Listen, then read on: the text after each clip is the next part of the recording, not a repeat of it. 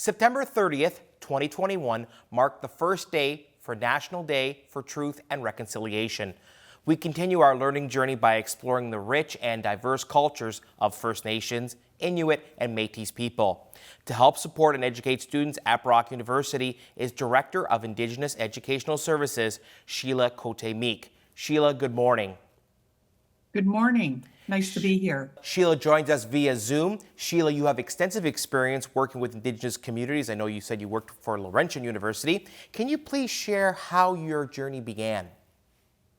I've been in the university system probably since the early 90s. I entered the university first as a professor, and then later in around 2005, 2006, I became the senior lead for Indigenous initiatives at the university, and I was appointed an associate vice president of Indigenous programs at Laurentian, and held that position for probably about, I would say, 10 years.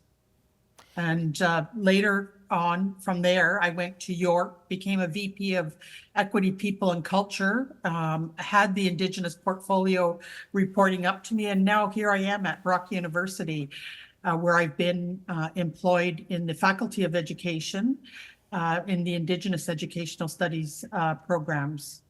Your research includes Indigenous experiences and transformative change in higher education.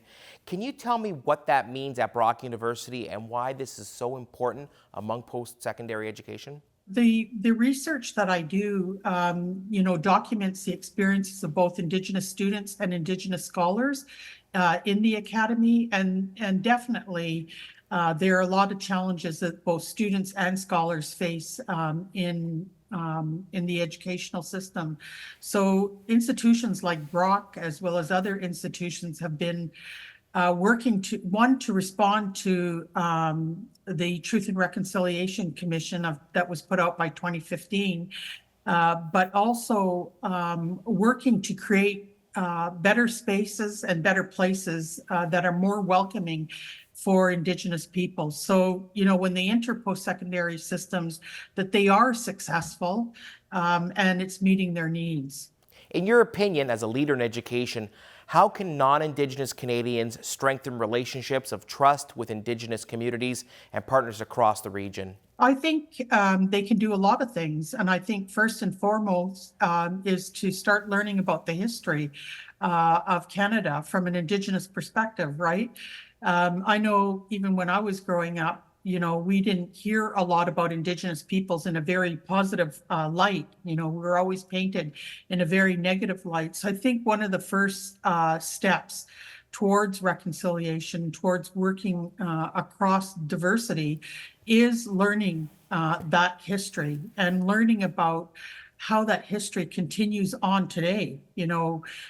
We talk about history as something of the past, but we're still building history as we go along. So, learning, listening, being an activist, standing up when you see things that are not quite right. If you see, for example, racism happening or inappropriate behaviors, I think it's really important that people take some responsibility and step up. Your publications include 4 books of which you are the author of, the most recent publication from last year, and you've highlighted the importance of learning from one another. Why is this theme vital as we recognize National Day for Truth and Reconciliation? It's really important that we do learn from one another. And the title of the book is around Indigenous pedagogies. And when I talk about learning from one another, I'm also talking about recognizing that Indigenous peoples themselves are diverse. And so we have a lot to learn from one another. Our nations are very different. Our practices, our cultural practices, our traditions, and our languages are different. So learning from one another becomes really important. But also then, if you extend that to the broader, if you extend that to broader society, it's also about learning from one another in terms of how we interact with one another, what our cultures are, what our traditions are. I think that human connection becomes really important. Shelia, Brock hosted a book reading. Can you tell me a little bit more about that? Yeah, on earlier this week, we hosted a book reading by author Laurie Gallant.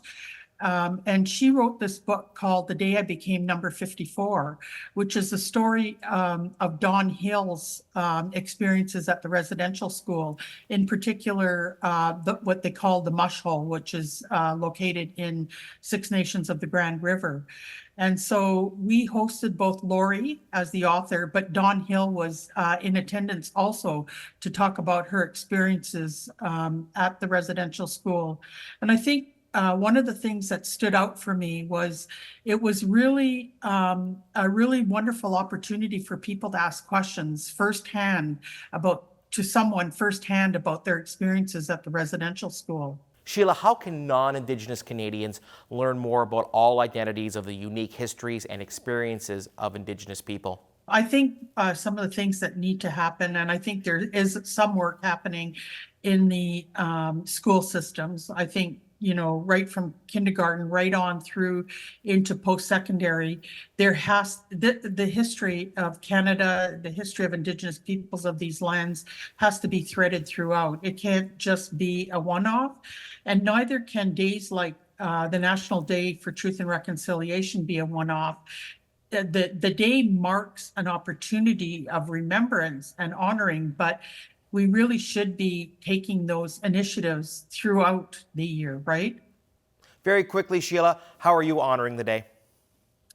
Well, I will take some personal time, of course. I am the grandchild of someone who went to residential school. So my grandfather went to St. Peter Claver Boys School, which became the Spanish residential school in Spanish Ontario.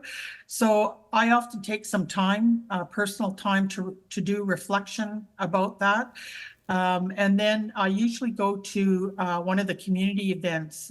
In the past, it was at the Fort Erie Friendship Center because they undertake a walk to honor survivors and also to remember those that didn't return home from the residential schools. Shelia, thanks for joining us today. Thank you.